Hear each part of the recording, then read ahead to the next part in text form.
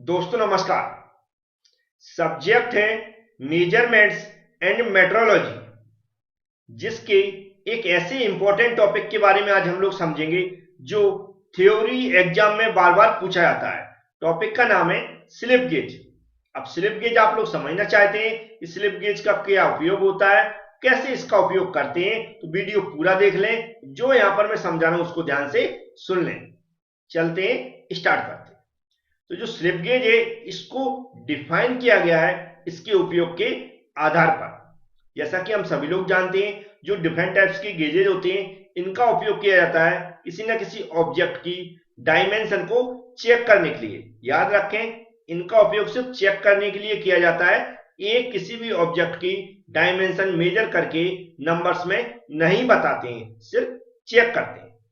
इसी तरह एक गेज है स्लिप गेज। स्लिप गेज का जो उपयोग किया जाता है वह है जो हमारे मेजरिंग इंस्ट्रूमेंट होते हैं उनकी एक्यूरेसी को चेक करने के लिए और कैलिब्रेशन के लिए। कैलिब्रेशन का मतलब होता है जो हमारे मेजरिंग इंस्ट्रूमेंट होते हैं उनका कुछ ना कुछ स्टैंडर्ड से सेट होते हैं, वह स्टैंडर्ड से फिर से हमें सेट करने के लिए जब यूज करने के बाद थोड़ा बहुत ढीले वीले हो जाते हैं या गलत डायमेंशन देने लगते हैं तो उनको हमें क्या करना पड़ता है, कैलिब्रेशन करना पड़ता है, उनको फिर से सेट करना पड़ता है। तो वह सेटिंग के लिए भी हम स्लिप गेज का उपयोग करते हैं।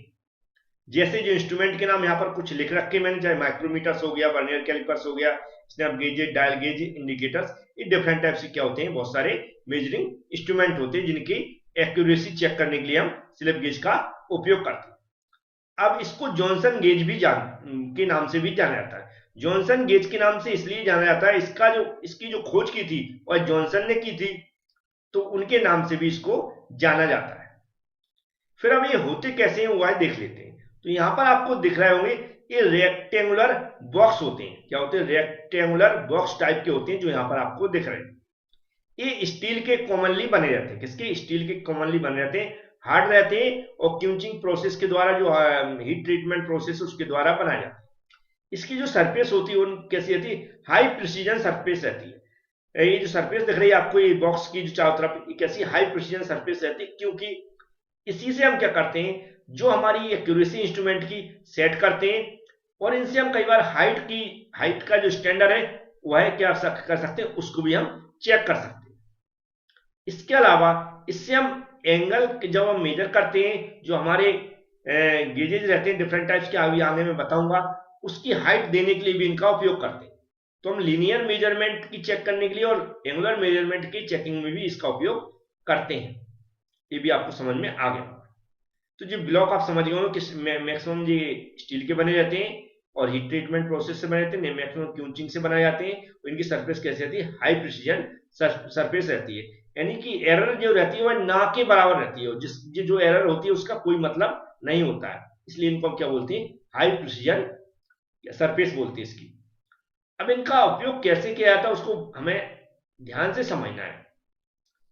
सबसे पहले हम समझेंगे कि इनकी एक्यूरेसी कैसे सेट की जाती है इंस्ट्रूमेंट की। तो यहां पर हम वर्नियर कैलिपर के बारे में बता रहे हैं कि कैसे एक्यूरेसी सेट की जाती है। यहां पर जो हमारे स्लिप गेज रखे हुए हैं और जो मैंने बताया कैसे होते हैं, बॉक्स टाइप के होते हैं और स्टील से बने रहते हैं। अब इनकी जो सरफेस होती है, जैसे मैंने बताया, हाई प्रिसीजन रहती है, मतलब इसमें एरर जो रहती है वह उसका कोई मायने नहीं रखता है, ना के बराबर रहती है। तो हम क्या करेंगे, इसकी सरफेस पे वर्नियर स्केल की जो एजेस रहती है उनको सेट करेंगे। उनके सेट करने के बाद अब जो ब्लॉक रहता है वह ब्लॉक स्टैंडर्ड साइज की रहते हैं। कैसे रहते हैं? स्टैंडर्ड साइज की रहते हैं। हमें पता रहता है पहले कि इसका जो स्टैंडर्ड है वह कितने प्रिसीजन में है और कितनी इसकी जो विड्थ है वह कितनी एक्यूरेसी के साथ है। तो हम क्या करते हैं, इस वर्नियर कैलिपर से इसको मेजर करेंगे। अगर जो स्टैंडर्ड, जिस स्टैंडर्ड का ये ब्लॉक है, अगर वो सेम डायमेंशन बता रहा है तो हम समझेंगे ये हमारा जो वर्नियर कैलिपर है सही सेट है। यदि कुछ एरर आती है तो हम क्या कर सकते हैं, इस पे इसी तरह रख के, जो यहां पर दिख रही है, इसके वर्नियर कैलिपर्स की सेटिंग करेंगे जो इसका स्टैंडर्ड रहता है उसके अकॉर्डिंग। इस तरह हम क्या करेंगे, जो ब्लॉक है किसी भी ब्लॉक को, एक दो तीन ब्लॉक को हम क्या करेंगे, सही से मेजर करेंगे।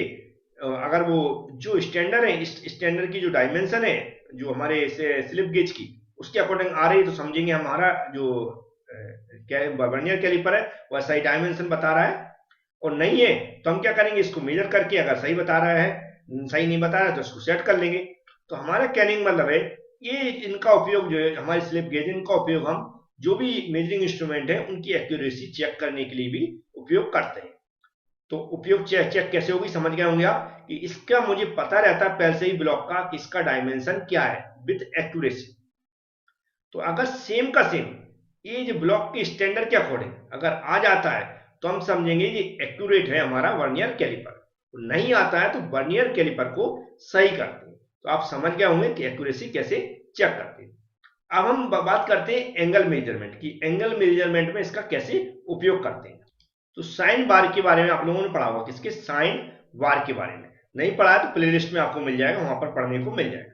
साइन बार का उपयोग करते हैं हम एंगल मेजरमेंट के लिए। तो एंगल मेजरमेंट के लिए उसमें हमें क्या करना पड़ता है, उसको सेट करना पड़ता है।